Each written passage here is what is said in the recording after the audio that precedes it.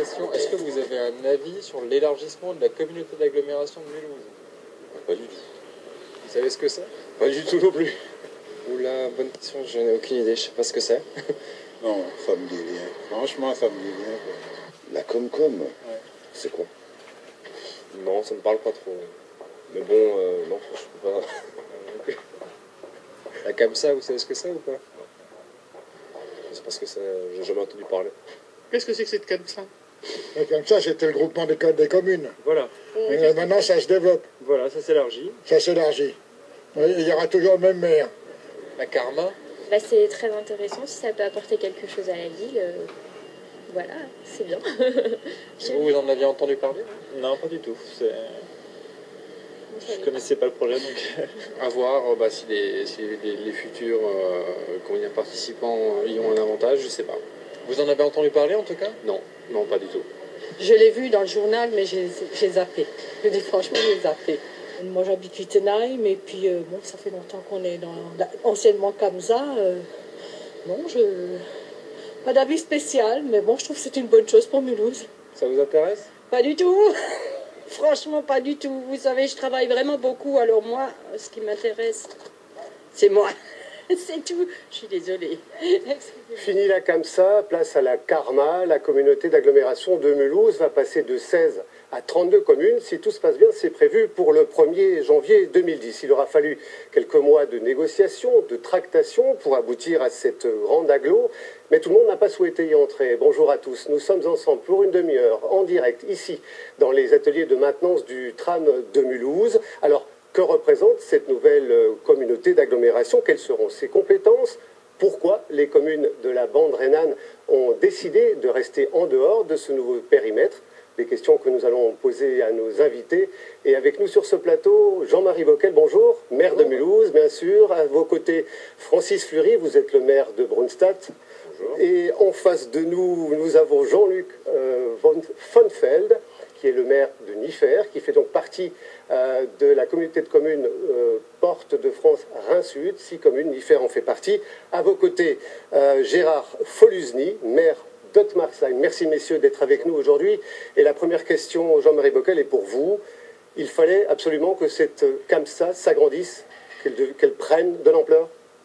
Oui, d'ailleurs, votre micro-trottoir montre bien que ce que les gens connaissent, c'est leur commune. Et c'est très bien qu'il en soit ainsi, parce que l'agglomération, qu'elle soit petite comme aujourd'hui ou plus grande comme demain, eh bien, elle sera au service des communes et des citoyens. Elle ne remet pas en cause l'indépendance communale auquel nos concitoyens sont attachés. Mais oui, c'est indispensable, parce que aujourd'hui, dans notre pays, comme partout ailleurs en Europe, c'est au niveau d'un territoire plus vaste, pertinent, du bassin d'emploi, qu'on peut mener des politiques économiques et d'emploi ensemble, qu'on peut être au bon niveau dans la compétition des territoires pour attirer justement l'économie, pour développer également l'université, les infrastructures comme le transport, on va en parler le TGV. Cette émission, Jean-Marie Bockel. Je pense qu'on est plus fort ensemble, oui c'est vrai. Eh bien, Francis Fleury, on est plus fort ensemble. Vous entendez dire depuis des années, moi je n'entrerai jamais à la CAMSA, et vous avez été un des fers de lance à la tête du Club des 22 pour créer cette nouvelle structure. Expliquez-moi pourquoi, qu'est-ce qui s'est passé dans l'intervalle? Mais il ne s'est rien passé du tout. Je continue à dire que je n'entrerai jamais dans la CAMSA. Parce que si vous continuez à dire que nous rentrons dans la CAMSA, c'est que vous n'avez pas compris la démarche qui a été effectuée. J'ai très bien compris, M. Fleury. Pourquoi vous avez fait, vous, maintenant, cette démarche d'agrandissement? Je vais essayer de vous expliquer. C'est qu'aujourd'hui, nous avons décidé avec le Club des 22 de mettre en avant un projet pour l'agglomération. Nous avons toujours dit à plusieurs que nous ne souhaitions pas nous engager dans une intercommunalité en adhérant à telle ou telle structure et nécessairement à l'agglomération existante, c'est-à-dire à la CAMSA. Nous avons travaillé pendant plus de 8 mois, presque 1 an, dans le Club des 22. Nous avons élaboré un projet, nous avons discuté avec les représentants de la CAMSA.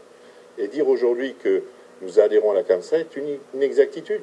Je rappellerai que ce sont 32 maires qui ont décidé ensemble de signer un document unique, un document politique, qui se sont engagés à leur présenter ce document à leur conseil municipal respectif. Donc ce ne sont pas des grands politiciens, des grands politiques, ce sont tous les maires de 32 communes qui ont pris cette initiative. Commune Francis Fleury, et parmi elles, il y a des communes qui n'ont pas souhaité adhérer, en dehors d'elle, pas parmi elles. en dehors. Sinon, on était 38. On a un problème de micro. Et je voudrais savoir, vous étiez dans le club des 22, j'aimerais savoir comment ça s'est passé. Ottmarsheim est rentré dès le départ dans le club des 22. On est parti déjà pour 2 ans de réflexion. Ça, c'était le premier point de notre admission dans le club des 22. Les choses sont accélérées à une vitesse grand V. Le bonus, ce fameux bonus qui devait être à l'époque 80 millions, en est, je ne sais pas maintenant à combien il en est, mais on parle aux alentours entre 15 et 20 millions. On parlera plus tard aussi du bonus, parce que c'est un aspect assez compliqué. Oui. Juste d'un mot, Monsieur von Feld, vous n'êtes même pas entré dans ce club des 22, c'est niet dès le départ pour tout. Non, pas du tout. Je suis même favorable à la communauté d'agglomération. Et si j'étais Jean-Marie Bockel, j'aurais pris exactement le même chemin. Et vous n'êtes pas, et donc... Je n'y suis pas allé pour la bonne et simple raison, c'est que j'avais sollicité les maires de la bande rhénane pour conduire une réflexion avant d'entrer dans cette association. À la différence de M. Bockel, qui a toujours eu un discours particulièrement clair sur les préoccupations qui étaient les siennes, M. Fleury ne l'a peut-être pas toujours eu. Et précisément, il ne nous a pas dit les véritables raisons de cette association. En réalité, à travers son ami M. Becht, maire de Rixheim, nous avons appris aujourd'hui qu'en réalité, il cherchait à diminuer une dépense qui lui incombait parce qu'il bénéficiait déjà du CITRAM. Ça, c'est certainement une des raisons. La deuxième... Maître Montefeld, je vais vous interrompre 30 secondes. On va rentrer dans le détail dans quelques instants, mais je propose à nos téléspectateurs un petit peu un mode d'emploi de ce que peut être cette karma. On regarde ça et on revient sur le plateau tout de suite. Aujourd'hui, il y a la CAMSA, 16 communes dont Mulhouse, mais 16 communes seulement, puisqu'en réalité, une bonne quarantaine de villes et villages gravitent autour de la ville-centre. Alors pour mieux partager les coûts, mieux définir les projets, est née l'idée de créer une nouvelle communauté d'agglomération non provisoire, la Karma, qui, elle, rassemblera l'essentiel du bassin économique mulhousien. Les 16 communes à rejoindre l'agglomération ont toutes fait le constat qu'elles dépendaient trop de l'industrie automobile et chimique et qu'elles devaient attirer de nouvelles entreprises, mais pour ça, il faut de l'argent. Il faut ces zones d'activité économique, il faut financer les deuxièmes phases des TGVS, la connexion ferroviaire de l'aéroport, les pôles de recherche-développement, l'université, et bien sûr, les communes ne peuvent pas seules financer de telles infrastructures. 16 communes, c'est beaucoup, mais les appétits de l'agglomération étaient plus grands encore, puisque le projet voulait inclure les 6 communes de la bande rhénane, mais elles ont eu peur de payer pour des projets qui ne les concernent pas. Tout le monde ne pense pas de la même manière, mais pour l'essentiel, tout le monde est d'accord pour dire on va quand même vers une inconnue. La nouvelle communauté d'agglomération mulhousienne devrait être sur les rails d'ici à la fin de l'année, une date limite pour profiter d'une douceur accordée par l'État. Il y a un avantage à ce que l'agglomération se crée avant la fin de l'année, car fiscalement, cela leur rapportera environ une vingtaine de millions d'euros. La future agglomération sera présidée par Jean-Marie Bockel. Voilà alors les fondations de cette nouvelle communauté d'agglomération. C'est ce document, un document unique qui a été consigné il y a très récemment, le 4 septembre dernier. Jean-Marie Bockel, c'est une feuille de route, ce sont les fondamentaux de cette communauté d'agglomération. Qu'est-ce qui va se passer dès 2010 ? Oui, absolument. C'est à la fois, comme l'a dit Francis Fleury, notre projet. Nous sommes ensemble pour faire mieux ensemble au service de nos concitoyens, de nos communes. Je crois que je vais vous donner un micro, Jean-Marie Bockel. C'est aussi, au-delà du projet, bien sûr, l'utilisation des moyens complémentaires que cette réunion va nous donner. Pourquoi on le fait maintenant rapidement? Pourquoi nous avons accéléré le rythme? Parce qu'on sait qu'il va y avoir des grands changements au niveau des territoires, de l'organisation des territoires, de la taxe professionnelle. Et au fond, ceux qui seront organisés avant, eh bien, seront intégrés avec leurs acquis dans ce nouveau dispositif. Pour les autres, évidemment, ceux qui ne se sont pas encore réunis, on ne connaît pas la règle du jeu. Il est certain que si nous avions pu faire ça il y a quelques années, un système de lissage fiscal nous aurait permis d'avoir un bonus plus important. Mais je crois qu'il ne faut pas le regretter. Comme l'a dit Francis, il y a un moment où c'est le bon moment parce qu'on sait ce qu'on peut faire ensemble. Et puis, nous avons parlé aussi de la gouvernance. C'est-à-dire chacun On va y arriver. Ne brûlons pas les étapes. Moi, j'aimerais avoir votre point de vue, Gérard Folisny. Ce document, vous le connaissez. Est-ce que vous, il vous rassure ou est-ce que vous... ce document vous m'avez dit unique, qu'il manquait un peu de lisibilité à long terme. On peut interpréter beaucoup de choses dedans. Et je voudrais savoir pour combien de temps il est fait, ce document unique. Moi, j'ai l'impression qu'il est parti pour les 3 ans à venir. Mais après les 3 ans ou les 2 ans et demi à venir, on ne sait pas où on va. C'est ça l'inconnu. Et c'est ça qui nous... phrase à notre collègue, mais vraiment, il a raison sur un point que j'évoquais tout à l'heure, c'est que la nouvelle loi sur les territoires amènera un certain nombre de modifications sur la gouvernance, hein, bien entendu, après les prochaines élections municipales, donc avec une règle du jeu claire, mais ça ne changera rien sur le fond, ni sur le projet, ni sur un certain nombre de règles de fonctionnement entre nous, hein, et je crois que politiquement, ce document restera d'actualité pour longtemps. Francis Fleury, c'est ce qui vous tient particulièrement à cœur, et je crois que c'est totalement clair également dans ce document unique, c'est ce développement économique dont la région a besoin aujourd'hui, face à des risques on peut dire, d'effondrement d'une mono-industrie. Disons les choses clairement. Bien évidemment, et je voudrais rassurer M. Voigtfeld, le budget de la commune de Brunstatt est capable de payer ses redevances au Citram sans problème. Pour le reste, je voudrais quand même revenir d'un mot sur ce qui nous interpelle régulièrement. Quand on veut se faire peur, on dit quoi? On va dire Peugeot va disparaître. Et quand on veut se faire plaisir, on dit ah, Peugeot est encore là pour de nombreuses années. Moi, je dis que Peugeot disparaisse ou reste là, ce qui nous importe, c'est de créer de l'emploi. C'est de créer de la richesse dans notre région pour effectivement maintenir ou développer les emplois. Regardez ce qui s'est fait le long, à côté de l'aéroport. Grâce aux collectivités locales, aux collectivités territoriales, on a pu créer de nombreux emplois, des centaines d'emplois. Personne n'y croyait au départ. Le Conseil général à l'époque y a cru beaucoup, et aujourd'hui, on a le résultat. Alors pour demain, là aussi, je voudrais juste d'une phrase. Je vous en prie. Ce document unique n'a pas été signé pour 2-3 ans. Il a été signé pour très longtemps. Si dans 2-3 ans, on parle encore du document unique, de la CAMSA, de la COCOCO, de la CCIN, des communes isolées... toutes les différentes communautés de communes. On aura tout faux. Ouais. Je pense que nous devons travailler ensemble pour l'avenir, pour le bien de la population, de l'agglomération. Maître Voigtfeld, ce sont des arguments qui tiennent, ça. Tout à fait. Le développement économique. Je suis même d'accord avec M. Fleury. C'est là qu'il a été étonné. Je suis d'accord qu'on doit avoir une réflexion d'ensemble. Tout à fait d'accord. Et ça fait bien longtemps que nous aurions dû l'avoir, comme le dit Jean-Marie Bockel. Le problème, c'est que, venant de la part d'un expert comptable, je suis un petit peu surpris qu'il se marie assez vite avec quelqu'un. Je suis privatiste. M. Bockel aussi, on a la même formation. À partir du moment où il y a une fusion entre 2 sociétés, on demande un audit. Et en règle générale, la société qui fusionne, enfin chacune d'elles, envoie une équipe dans l'autre pour savoir quels sont les engagements. À ce niveau-là, le document unique n'est pas suffisamment explicite.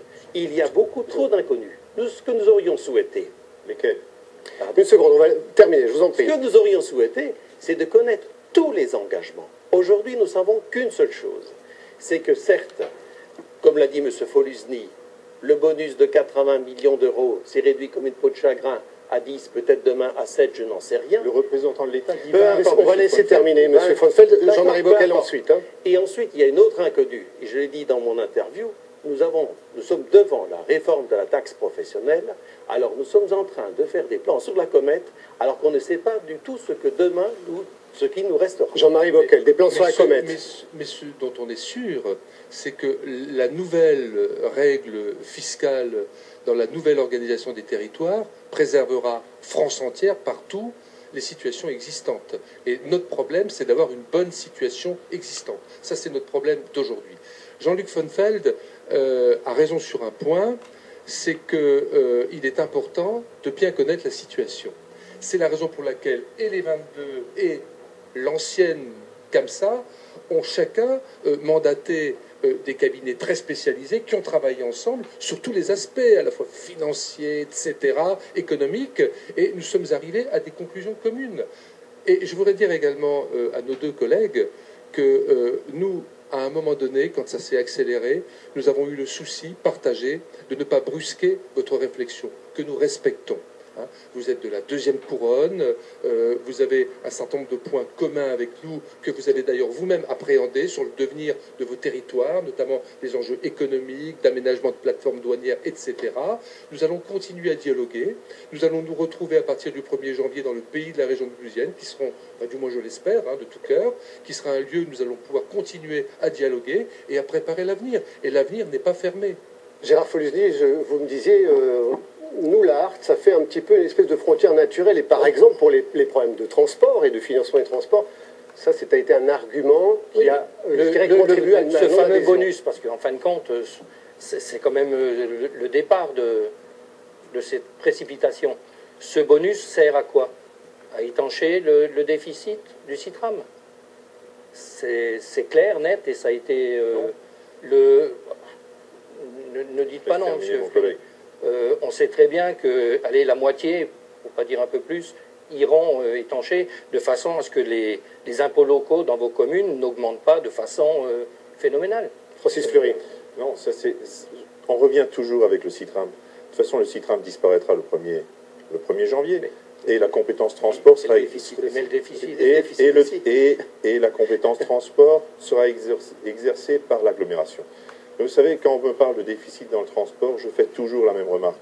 Est-ce que nos citoyens souhaitent avoir du transport?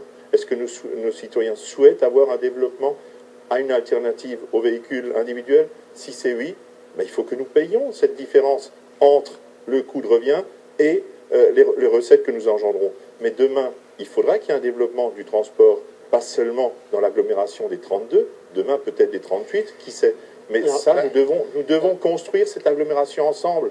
Et je persiste, ce n'est pas la CAMSA, ce n'est pas telle ou telle entité qui va construire, ce sont l'ensemble, les 32 maires qui vont construire, et j'espère, après-demain, les 38 maires qui vont construire cette agglomération. Maître Fonfelt et Jean-Marie Bockel, et on va avancer dans l'émission. Disons le fait qu'une collectivité doit participer à une grosse entreprise comme le Citram ne me choque pas.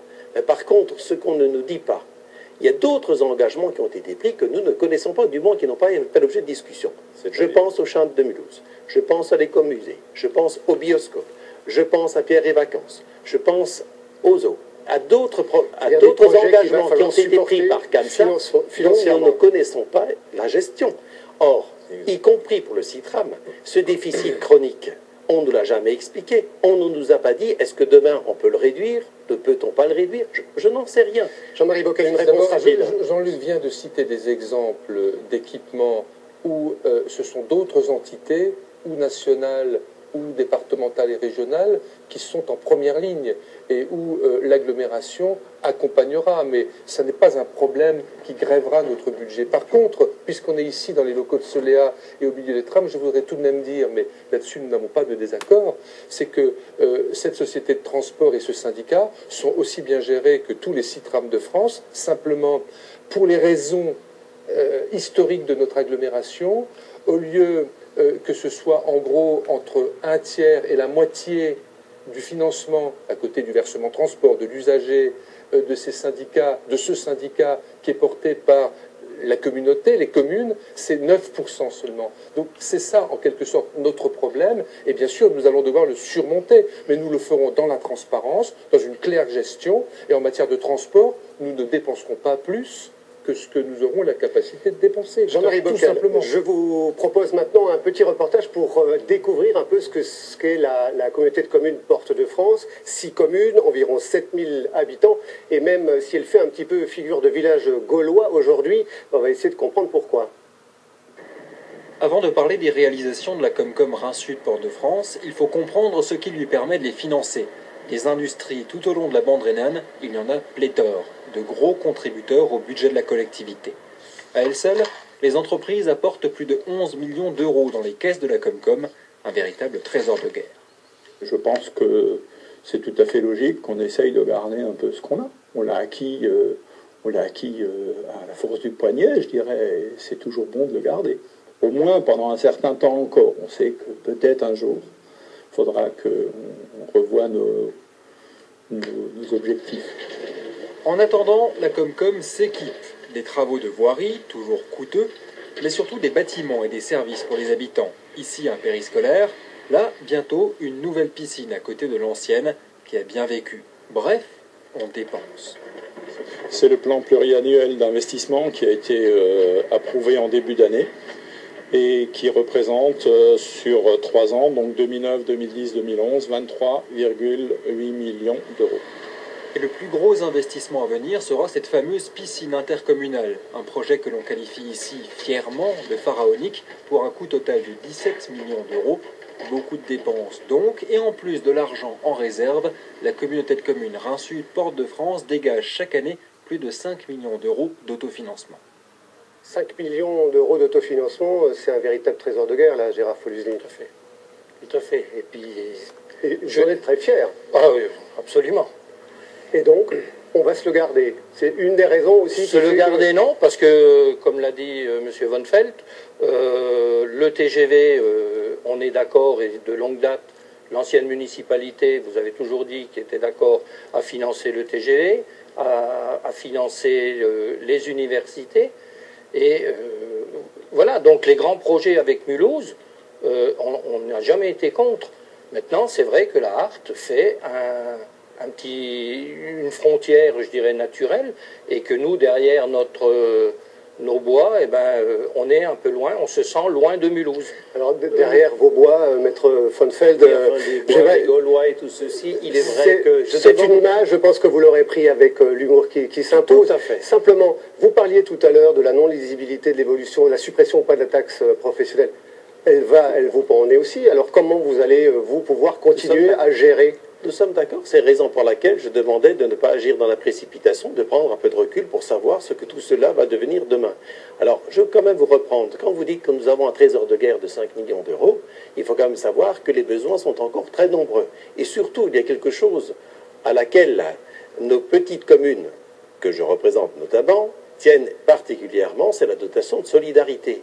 Aujourd'hui, pendant longtemps, nous n'avions rien dans notre budget parce que notre taxe professionnelle était toute petite, mais grâce à la dotation de solidarité, chaque commune a pu procéder à certaines réalisations que demain, eh ben, on ne sait pas quelle va devenir cette dotation. Francis Fleury. Dans quelle proportion, monsieur? Elle existe également dans nos collectivités. Mais je voudrais quand même réagir un petit peu au sujet qui vient de passer, avec un sous-titre qui ne m'a pas plu. Je le dis franchement. Demain, le Grand Mulhouse. Non. Non, le Grand Mulhouse, c'était il y a 30 ans, 40 ans, il y a 20 ans. En tout cas, il aura eu l'effet souhaité, c'est qu'il vous fait réagir. Oui, mais il me fait réagir parce que nous ne faisons pas le Grand Mulhouse. Et je ne pense pas que ce soit souhaité par le maire de Mulhouse. Ce que nous faisons, c'est une agglomération capable de se défendre demain dans le concert de l'Europe. Nous avons une chance extraordinaire. Nous sommes placés vraiment d'une manière idéale. La France, la Suisse, l'Allemagne. On oublie toujours que nous sommes à côté d'une ville dont le PIB est le plus important du monde, Bâle. Il faut le dire, il faut le rappeler. Nous devons être forts pour travailler ensemble avec nos voisins pour le bien de la population et pour l'emploi. Merci, M. Fury. Sur ce point, très rapidement, une phrase à mes amis de Port de France. Très vite. Je pense que demain, un jour, pour développer votre richesse économique, qui est évidemment notre emploi à tous, il y aura de lourds investissements à faire.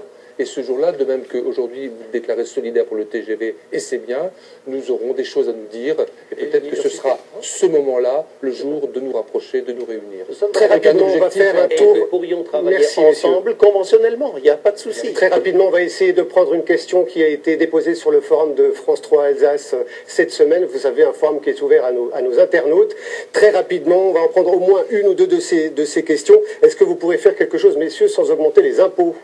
Je me permets de rappeler que dans le document unique, nous allons supprimer un impôt, puisque la taxe additionnelle qui est en vigueur actuellement dans la CAMSA ne va pas être étendue à l'ensemble des 32 communes, mais va être supprimée pour les 16 communes actuellement membres de la CAMSA. Et l'objectif du gouvernement, évidemment, avec la suppression de la TP telle qu'elle est aujourd'hui, c'est évidemment de ne pas favoriser les délocalisations d'entreprises. Une autre question aussi sur notre site déposée cette semaine, une question peut-être à vous, messieurs, encore, mais l'internaute s'interroge de savoir pourquoi autant de délégués communautaires. Il y aura, sans la présence de la